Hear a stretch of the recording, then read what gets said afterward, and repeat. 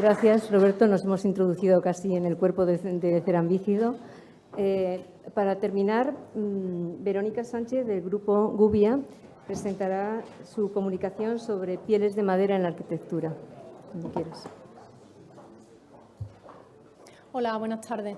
Yo, para terminar, os voy a hablar de un tema un poco diferente, porque os voy a hablar de la madera como uso en fachadas. Existe una tendencia creciente en la arquitectura al uso de la madera, y más concretamente del uso de la madera en el exterior.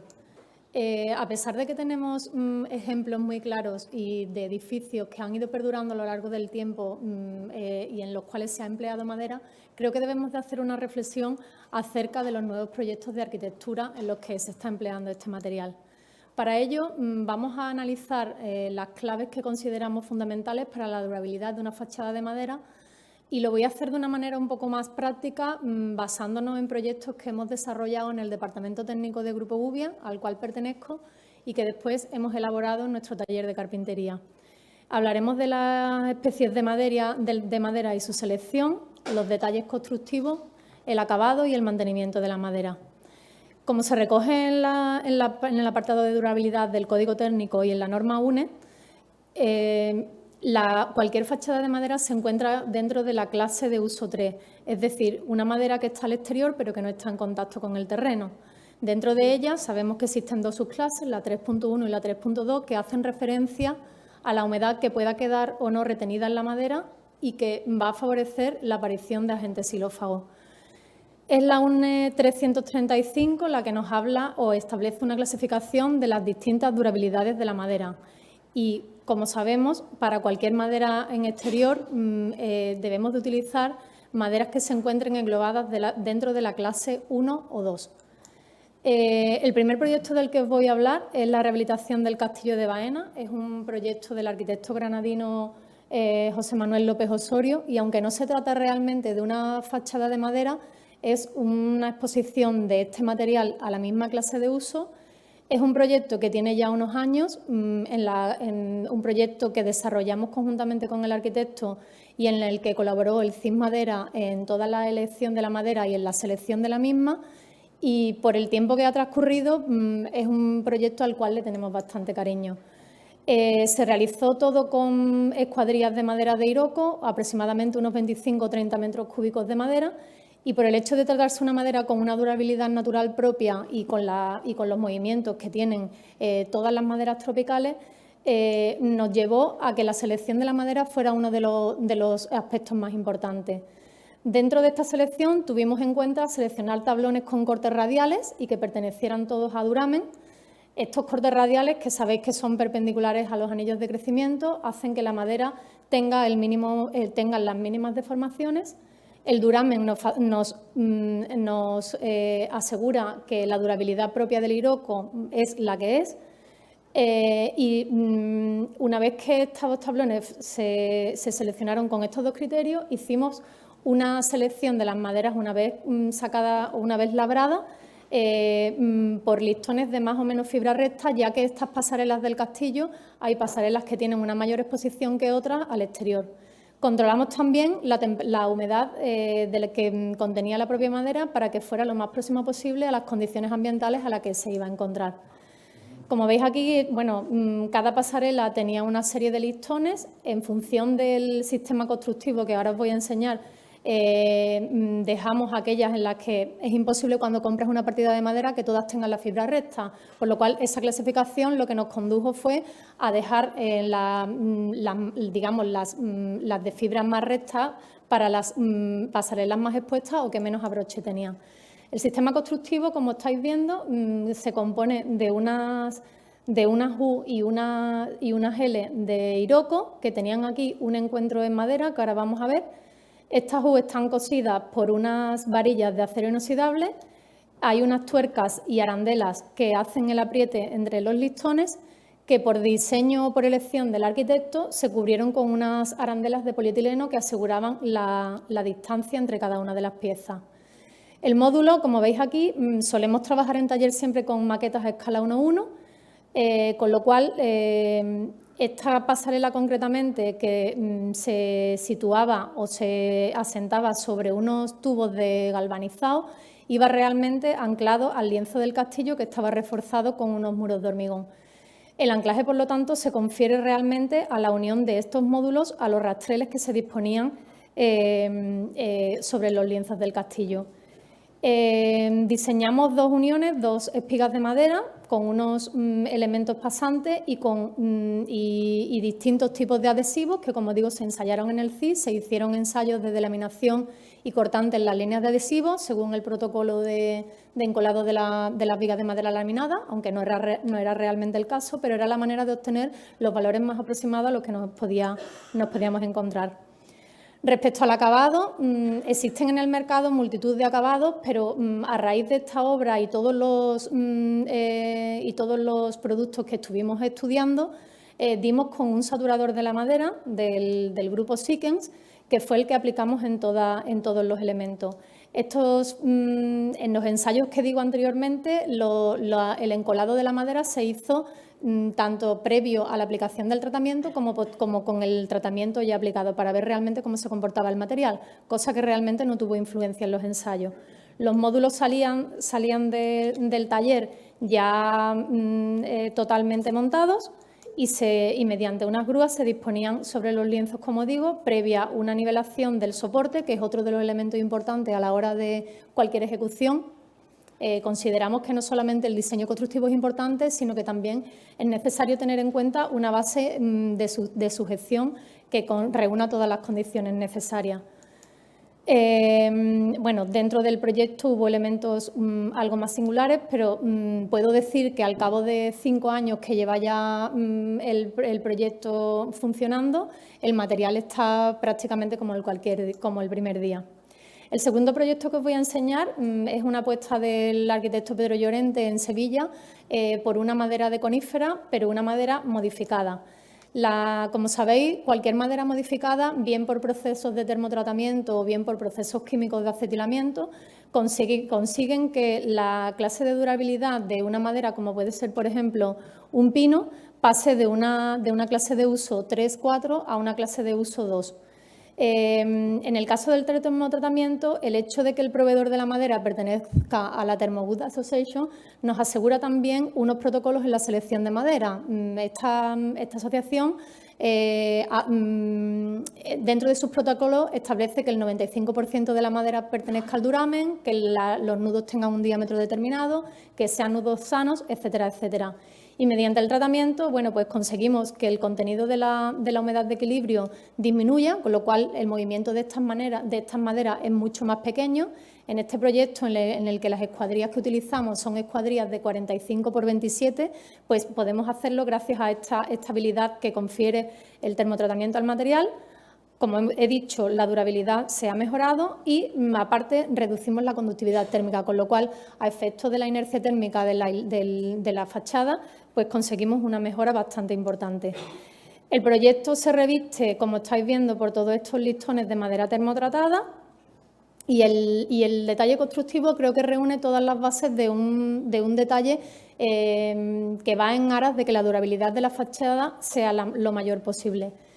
Estos listones de termotratado están todos redondeados en sus aristas, tienen una inclinación en sus testas, independientemente de que están tratadas todas con resinas eposídicas para sellar las mismas.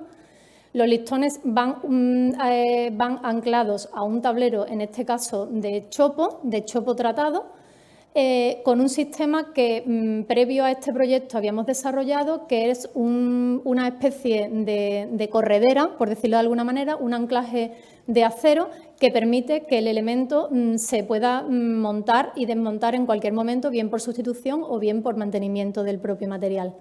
Estos tableros se disponían atornillados a los rastreles, creando una cámara ventilada, ya que los rastreles tienen una separación entre sí, y se colocaba una pieza de coronación que, como digo, aparte de permitir la ventilación de las piezas, protegía las testas y a su vez permitía la posibilidad de mover la pieza y de desmontarla.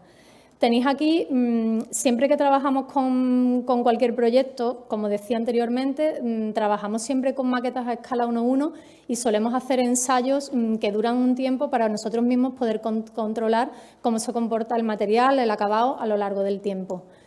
Dentro de los detalles, todos los tableros, como veis, todos los listones están separados del suelo. Superiormente tenemos el recorrido sobre el tablero para el posible desmontaje del mismo. Y bueno, veis aquí algún elemento de algunas diapositivas del montaje de la instalación. Estas fotos son fotos esta concretamente es una foto tomada en el CIS. Como decía, este proyecto aprovechamos todo un estudio bastante profundo que hicimos para otro proyecto de un estudio madrileño de Vicens y Ramos que íbamos a realizar con una fachada de madera termotratada, aproximadamente unos 2.000 metros cuadrados, y para ello estuvimos en contacto precisamente con Héctor Aenso, trabajando con su madera termotratada. Aprovechamos todos los ensayos que el CIS había hecho acerca de distintos acabados sobre la madera e independientemente en taller realizamos nuestros módulos que han estado expuestos durante 2 y 3 años al exterior. Estas son imágenes de una parte del revestimiento acabado y aquí, precisamente unos días antes de venir, pude visitar de nuevo el proyecto y podemos ver cómo, de momento, el material ni siquiera han aparecido mohos sobre la superficie de los listones. Este otro proyecto es un proyecto que para nosotros fue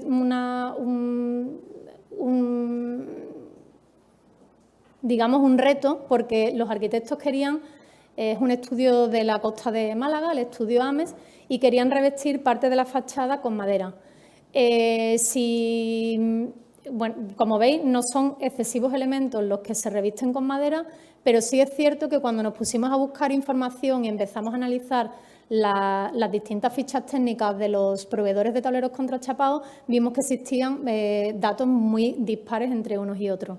En este caso, el detalle constructivo consiste, de nuevo, creamos una cámara ventilada, son rastreles de pino tratado en autoclave con clase de riesgo 3-4, y los paneles, que son paneles de abedul acabados en chapa de iroco y tratados con el mismo saturador que en los proyectos anteriores, se dispone encolado con un adhesivo de clase D4 sobre estos rastreles.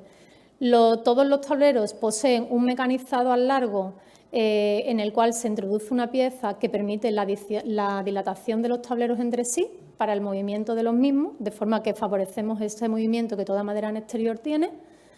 De nuevo aquí podéis ver cómo se colocó un elemento en el mismo edificio con bastante antelación a la ejecución del proyecto. Y como decía, dentro de todos estos tableros que analizamos, os he traído aquí 5 de ellos que, digamos, para nosotros fueron los más representativos, en los que algunos de ellos encontramos que el propio fabricante nos daba la clase de uso con sus propios ensayos. Teníamos densidades, teníamos datos como la resistencia al tornillo, teníamos las clases de encolado y tal. Y de todo este análisis, y un poco siempre intentando poner nuestra parte de ensayo propio, hicimos unos test de inmersión en agua de los propios tableros. Hay una primera medición de todos estos tableros en seco, una segunda medición después de 48 horas de inmersión en agua, otra medición 48 horas después, y así pues obtuvimos que los tableros que para nosotros nos ofrecían una mayor garantía fue el tablero de abedul finlandés de Wisa, que es con el que precisamente construimos este proyecto, y el tablero de Duraplay, que es con el que habíamos visto anteriormente la base de los listones termotratados del proyecto anterior. Estas son imágenes del acabado. El acabado, como digo, fue el mismo saturador anterior, en este caso pigmentado en Bengué, y por el tema de la oscuridad del pigmento y la suciedad, aplicamos un producto ceroso sobre la superficie del tablero. A pesar de que los arquitectos no querían dejar una separación entre los tableros arriba y abajo, conseguimos la mínima holgura para que la cámara que comentábamos anteriormente favoreciera la ventilación trasera de todos estos paneles. El último proyecto que os traigo es un proyecto que nos ha permitido, es un proyecto del estudio NAN, Arquitectos, y nos ha permitido hacer un análisis de la técnica japonesa de la madera carbonizada. De todas las pruebas que hemos realizado, hemos quemado distintas especies de madera, hemos utilizado distintas intensidades de llama, distintos tiempos de exposición de la llama, etcétera, etcétera. Y de todo esto, por traeros algunas conclusiones… 2 minutos. Podemos decir que para el carbonizado de la madera debemos de tratar siempre con especies de madera de alta durabilidad, porque no está comprobado científicamente que con el carbonizado obtengamos ese no ataque de los agentes xilófagos. Son recomendables especies resinosas con unas humedades comprendidas entre el 12 y el 17%. ¿Por qué? Bien, porque cuando nosotros quemamos la madera, esta resina contenida en las bolsas salen al exterior. Y si esa cantidad de resina no es excesiva, nos permite hacer un control de la capa superficial del carbonizado de la madera. Por otro lado, lo que hay que tener en cuenta también es el aspecto estético, ya que cuando quemamos madera, podéis ver aquí imágenes muy diferentes, podemos encontrar maderas que se cuartean mucho, maderas en las que ese cuarteo es más o menos homogéneo y maderas en las que ese cuarteo no es tan homogéneo y favorecen luego pues, la acumulación de polvo y de otros elementos. El proceso de carbonizado, para los que no los conozcáis, consiste en un quemado de la capa superficial de la madera. Con este quemado lo que hacemos es quemar la celulosa superficial de la madera, con lo cual queda expuesta la lignina, que es la parte, digamos, que menos les gusta a los bichos. Y abrimos los poros de la madera, de manera que sale, como decía antes, la resina y se dilatan los vasos y poros que pueda contener la madera. El enfriamiento posterior con agua lo que hace es que esos poros se cierren creando una película hidrorrepelente al agua.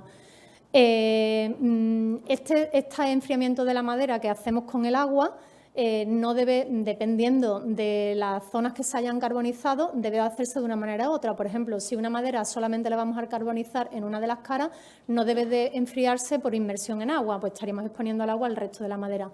E incluso si el carbonizado de la madera, que dependiendo de la densidad, el carbón va a ser más o menos resistente a cualquier golpe, pues igualmente no podemos enfriarla con agua a presión.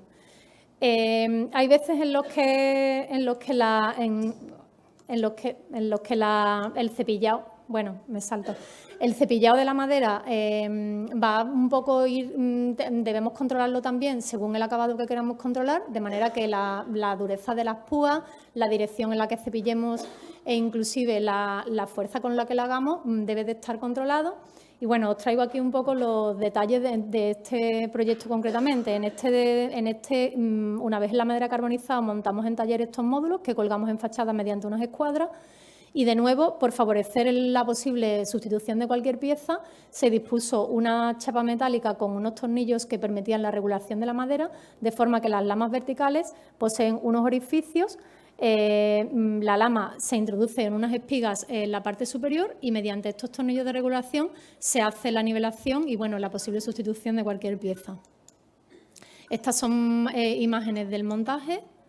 Deciros que respecto al acabado, normalmente la técnica tradicional japonesa recomienda el uso de aceite. Nosotros, con lo que estuvimos probando, es cierto que cualquier acabado que es necesario un poco para favorecer la debilidad que crea el carbón de la madera carbonizado, hace, por el contrario, que lo bonito de ese plateado que tiene cualquier madera carbonizada cuando le incide el sol se pierda un poco por el producto de acabado que le aplicamos.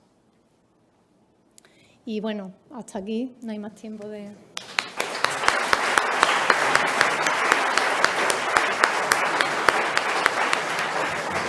Muchas gracias, Verónica, por contarnos su experiencia con acabado con madera carbonizada. Acabamos la sesión. Yo creo que podemos, quizás, 2 preguntas. Vamos a darles aquí unas indicaciones. Os van a dar ahora, desde la organización del Congreso, algunas indicaciones y gracias a todos. Sí. Bueno, antes de nada, daros las gracias a todos por ajustaros también a todos los participantes a este horario que teníamos aquí tan súper ajustado. Felicitar a los moderadores, lo habéis hecho de maravilla. Y bueno, a todos los participantes en general, somos conscientes de que el programa está apretadísimo, pero bueno, ya vemos que venís todos con mucha ilusión y lo mismo que nosotros.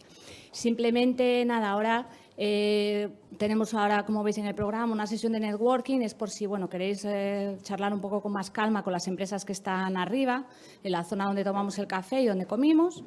Y después, los grupos miembros de la red, tenemos una reunión de la red Linomad en una de las salas de formación que está en la planta tercera. ¿Vale?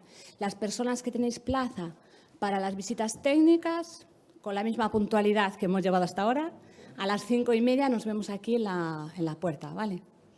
Y nada más, y el resto pues nos vemos mañana. Disfrutad mucho de Santiago y lo que necesitéis.